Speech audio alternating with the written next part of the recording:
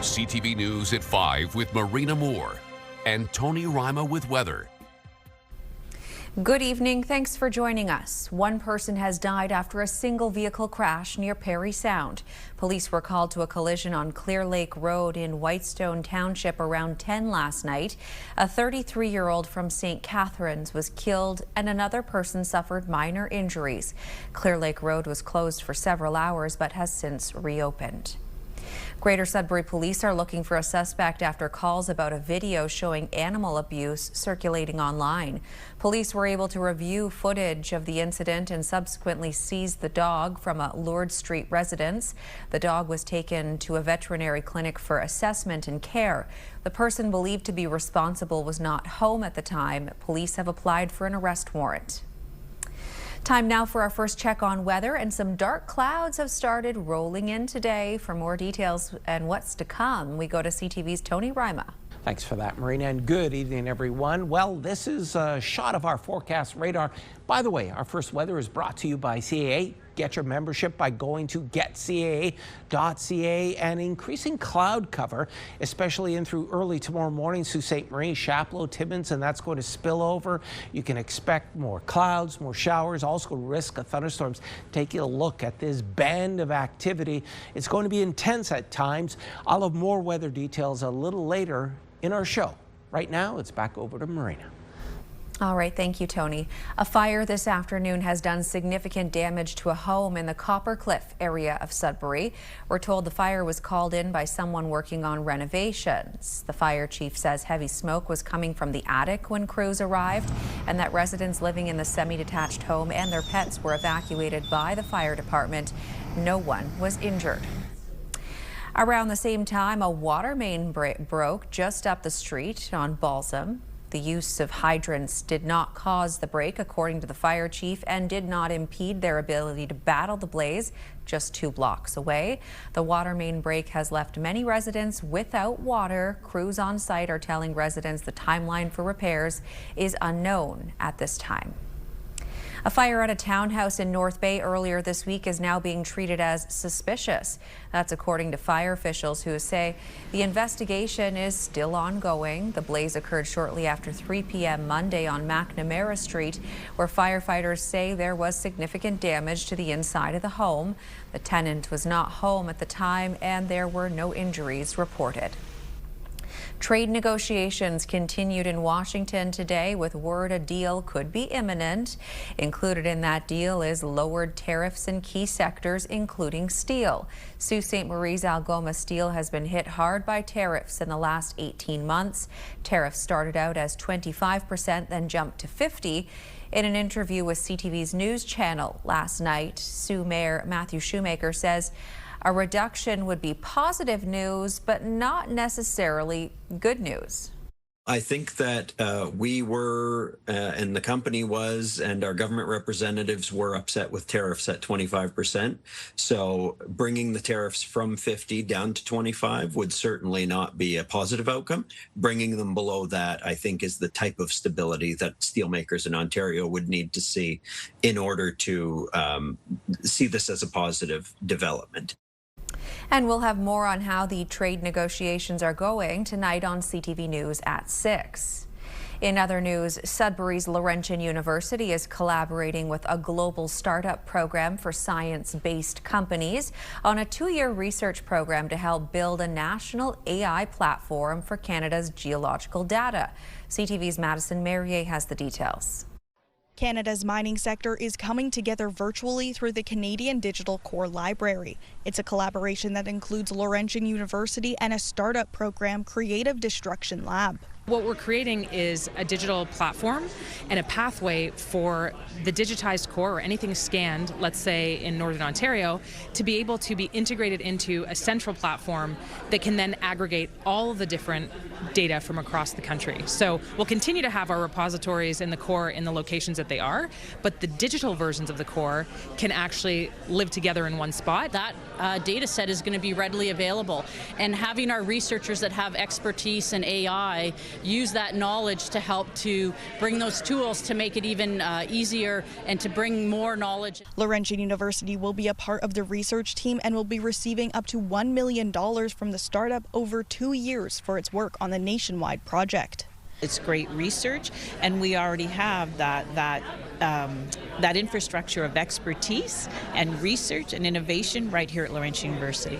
So it is so important, and I'm so pleased that they are the university affiliated with this project. Politicians and industry experts say this digital bank will help Canada's mining sector show the value of investing in Canada's critical minerals locally and internationally.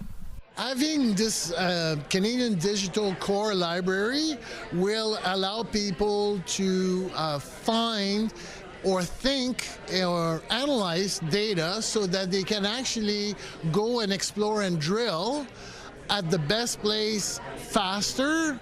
So therefore it helps the whole cycle of exploration being shorter and therefore attract capitals compared to other places in the world. Senex says the data will show mineral deposits as well as opportunities from previously discovered and new mining locations from coast to coast to coast. Madison Marier, CTV News, Sudbury.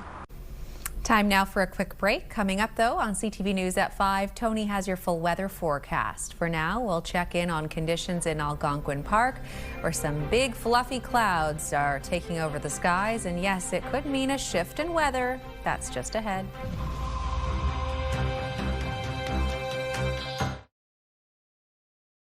When you see it happen, send it to CTV News. Text 10400. From your screen to ours. Text 10400. All right, folks, now your main weather. Are you enjoying your day? Because things are going to become so much more unsettled. Pockets of activity at this point in through the broadcast region. Then, as I mentioned just a few moments ago, increasing cloud cover. And of course, there is a risk of thunderstorms, especially in through Chapleau, Timmins, Timiskaming Shores, and that's going to ripple right through, including Sault Ste. Marie, Manitoulin Island, Sudbury, North Bay, Timmins. It's going to be kind of messy over the next few days as this low pressure system moves out of our region. How much rain are we going to get? Well, depending upon where you live, some communities are going to get a heck of a lot more than others. The most, well, let's take a look. Sault Ste. Marie, 18 millimeters. Some, though, in through Sudbury and North Bay, nil. And 10 in through Timmins, so it's going to be up and down when it comes to the rain. We sure need it, though. Let's take a look at your 5-day weather forecast, starting with Sudbury, Nickelbell tomorrow. Sun, cloud, showers, and risk of thunderstorms. Spot on this time of year. The normal daytime high is 22 degrees. More showers continuing for the weekend. Monday looks pretty awful, and Tuesday a mix of sun and cloud and 23. Heading on over to Sault Ste. Marie, Algoma, a risk of thunderstorms tomorrow. Slightly below seasonal temperatures, even gets cooler in through Saturday. Some sunny breaks on Sunday. Monday, sun, cloud, chance of showers, and in through Tuesday, overcast conditions. Now for Timmins, Cochrane, Kapuskasing, a little bit of everything tomorrow, slightly below seasonal temperatures. Gets even cooler on Sunday. Take a look at that daytime high, only 15 degrees. Temperature ticks up on Monday. However, the rain is going to stick around. We have to wait until Tuesday to see those skies clear.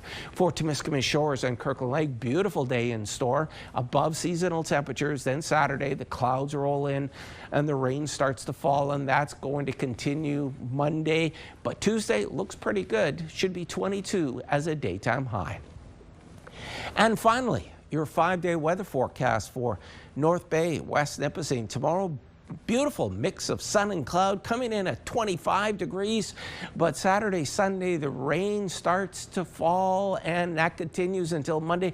Tuesday looks pretty good at this point, 23 degrees with a mix of sun and cloud. Marina. All right, we'll look forward to Tuesday. Thank you for that, Tony.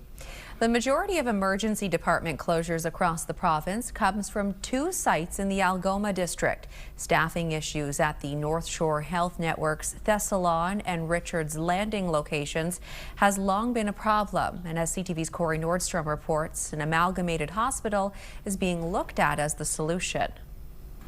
Between 60 and 70% of Ontario's emergency department closures occur at facilities operated by the North Shore Health Network. That's in part why a local physicians group is pushing for a new central Algoma hospital. Officials from the network will lead the work on a project they say makes sense given the current state of the two sites. The facility on the island is over 100 years old.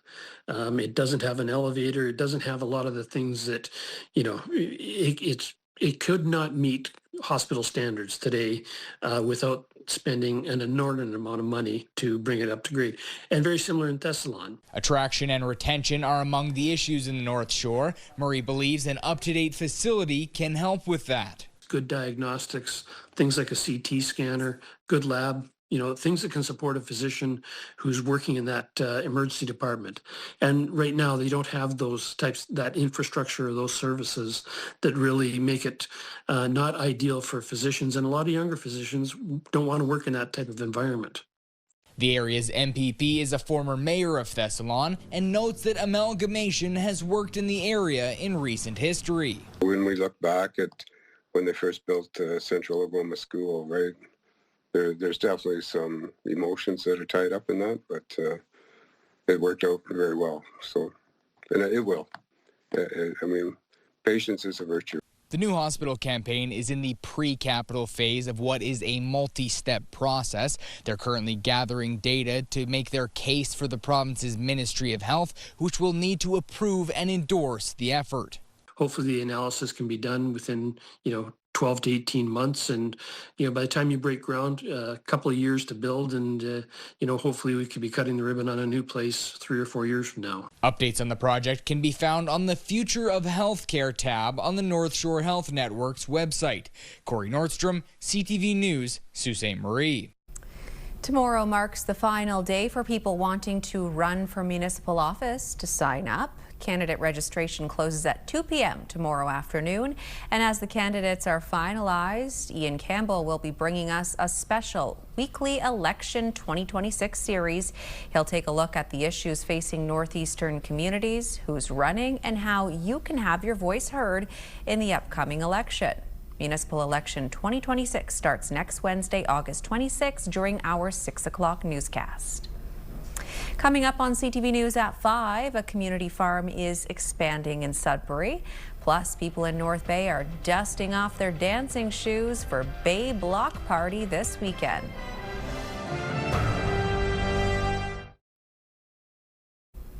Sudbury's Flour Mill Community Farm is celebrating 10 seasons in the city and marking the milestone with a major expansion. Rethink Green hosted an open house to show off new infrastructure that will double the farm's growing space. The project includes vertical trellises to maximize production on the half-acre site, along with new programming and more paid positions for local youth. Organizers and supporters say the investment benefits the entire community.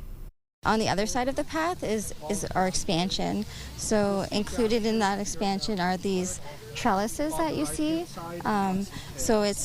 The trellises will enable us to do vertical farming. So we're able to grow in a larger space, even though it's a small space, it's half an acre. We'll be able to grow more in the vertical plots as well. It's been a joint effort, a lot of collaboration, but here we are today where we have a number of youth working in the garden, earning a great salary.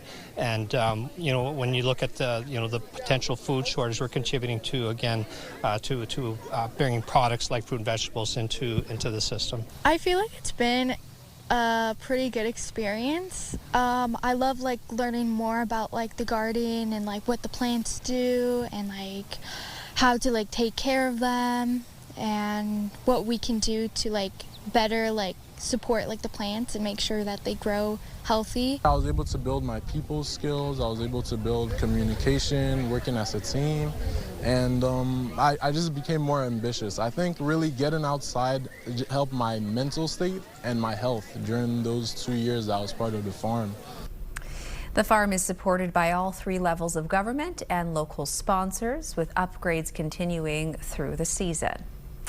North Bay is getting ready to rock the night away this weekend. The stage is set for the annual Downtown Bay Block Party event, described as a farewell to summer bash. This year's event has expanded to a two-day festival headlined by Canadian rock band the Strumbellas. The Downtown Street Fest will feature performances from local musicians. There will also be food vendors, artisans, a silent disco, and activities for kids. Organizers say they're expecting around 10,000 visitors to filter in throughout the 2 days.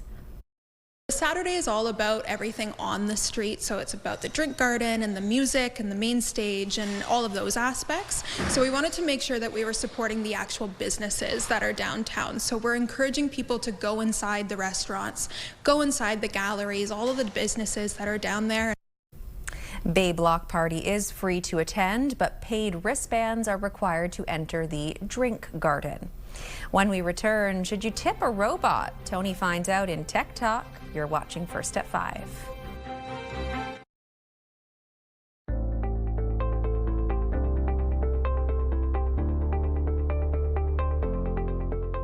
It's now time for this week's Tech Talk, and there is plenty of news to discuss. To break it all down for us, here's Ritesh Kotak, cybersecurity and tech analyst. Hi there, Ritesh.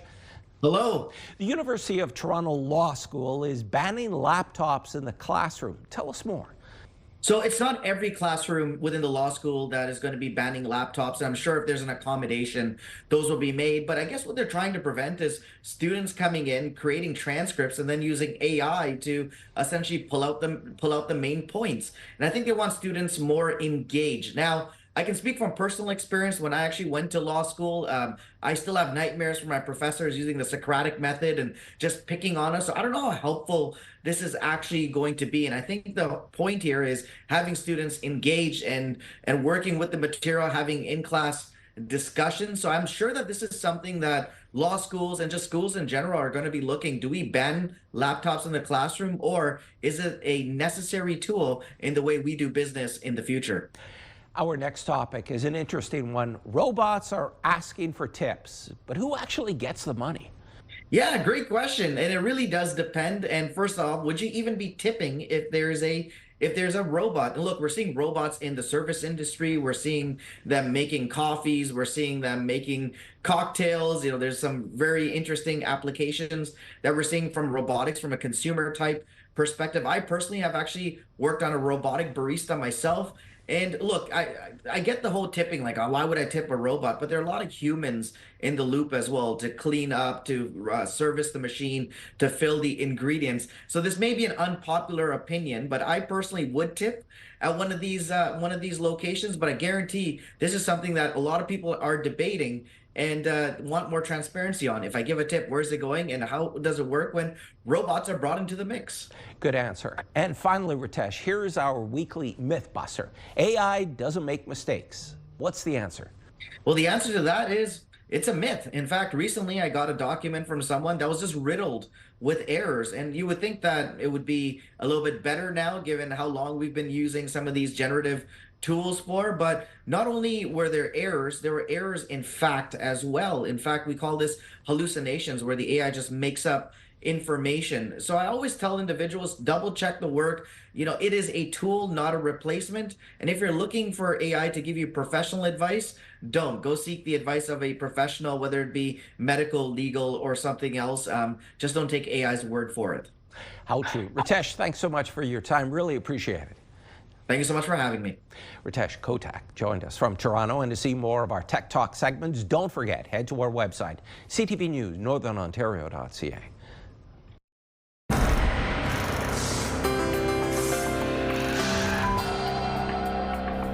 Our first community close-up comes to us from North Bay, where a community-wide cleanup is just a month away. Clean, green, beautiful North Bay is encouraging residents, businesses, and organizations across the city to take part September 18th to the 20th.